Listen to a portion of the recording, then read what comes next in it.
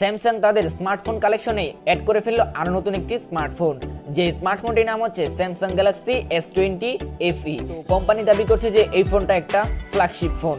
তো আসলে কি স্যামসাং গ্যালাক্সি S20fe এই ফোনটা কি ফ্ল্যাগশিপ ফোন? তো আজকের এই ভিডিওতে আমরা স্যামসাং গ্যালাক্সি S20fe এর সম্পূর্ণ রিভিউ তুলে ধরবো, যে তাদের যে বাজেট লাইন আপ, যে বাজেট সেগমেন্ট, এই সেগমেন্টে কি এই ফোনটা আদৌ ঠিক আছে কিনা বা এই ফোনটা কতটুকু ভালো সেটা আমি আপনাদের সামনে আজকে তুলে ধরবো। তো ভিডিও এখনই শুরু করবো, তবে তার আগে দেখে নিন যে যদি চ্যানেলে নতুন হয়ে থাকেন তাহলে চ্যানেলটিকে সাবস্ক্রাইব করে বেল আইকন অন করে রাখুন, কারণ পরবর্তীতে এরকম আমরা আরো ফোনের রিভিউ আপনাদের সামনে দিয়ে দেব।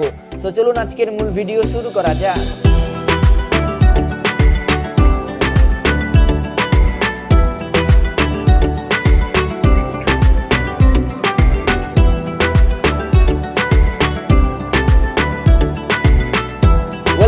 ভিউয়ার্স, তো চলে আসলাম আমরা আমাদের মূল রিভিউতে। তো প্রথমেই বলা যাক এই ফোনটার বিল্ড কোয়ালিটি নিয়ে।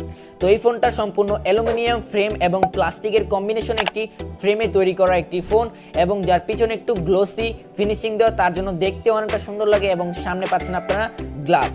সো এই ছিল এই ফোনটার বিল্ড কোয়ালিটি। তো এখন চলে আসা যাক এই ফোনটার ডিসপ্লে সেকশনে। তো ডিসপ্লে সেকশনে আপনারা পাচ্ছেন 6.5 inch super AMOLED touch screen display, যেটা কিনা 120 হার্টজ রিফ্রেশমেন্ট, অর্থাৎ অনেক ভালো একটা ডিসপ্লে, এবং HDR10+ সাপোর্টেড একটা ডিসপ্লে। তো এই ডিসপ্লে রেজুলেশন হচ্ছে 1080x2400 পিক্সেল, এবং আপনারা এখানে পিপিআই হিসেবে পেয়ে যাচ্ছেন 407 পিপিআই, এবং এই ফোনটার অ্যাসপেক্ট রেশিও হিসেবে রয়েছে 20:9 অ্যাসপেক্ট রেশিও। ওকে, তো ডিসপ্লে সেকশনটাকে একেবারে 10-এ 10 দেয়া যায়। তো এখন আমি আপনাদেরকে বলে দিচ্ছি যে এই ফোনটার দাম কত। তো এই ফোনটার দাম বর্তমানে বাংলাদেশি টাকায় হতে পারে 50,800 টাকার একটু কাছাকাছি, উপরে নিচে হতে পারে, আপনারা একটু চেক করে নেবেন। সো এখন চলে আসা যাক এই ফোনটার হার্ডওয়্যার সেকশনে।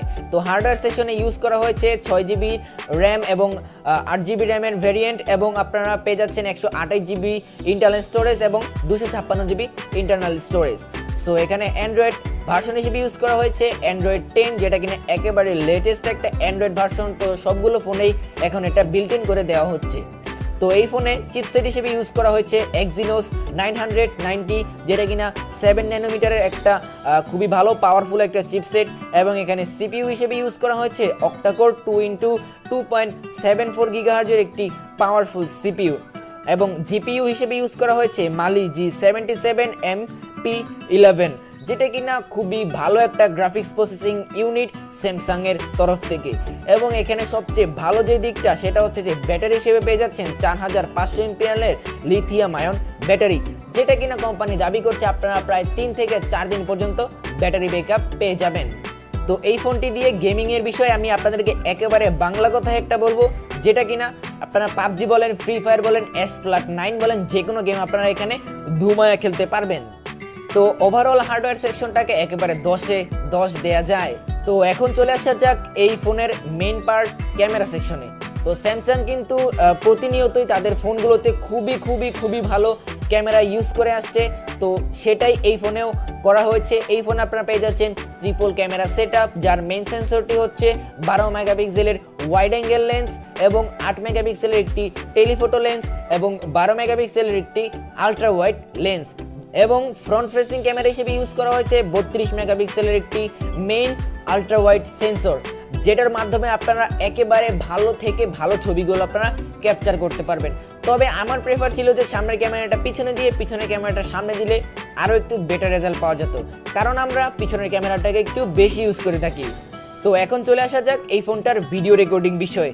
তো এখানে আপনারা 4K 30 FPS এবং 60 FPS পর্যন্ত ভিডিও রেকর্ড করতে পারবেন, এবং 180p এবং 30 FPS 60 FPS এ আপনারা ভিডিও রেকর্ডিং করতে পারবেন সামনে এবং পিছনে, যেটার সাথে আপনারা পেয়ে যাচ্ছেন জাইরো প্লাস EIS, যেটার মাধ্যমে আপনারা একেবারে গিম্বলের মতো স্টেবিলাইজ ভিডিও আপনারা করতে পারবেন, কোনো ধরনের কোনো শেক হবে না। ওকে, তো ওভারঅল সবকিছু প্রাইস, তারপরে এখানে যেই hardware section, camera section, display section, সবকিছু মিলে আমি বলতে পারি যে এই ফোনটা একেবারে পারফেক্ট ছিল।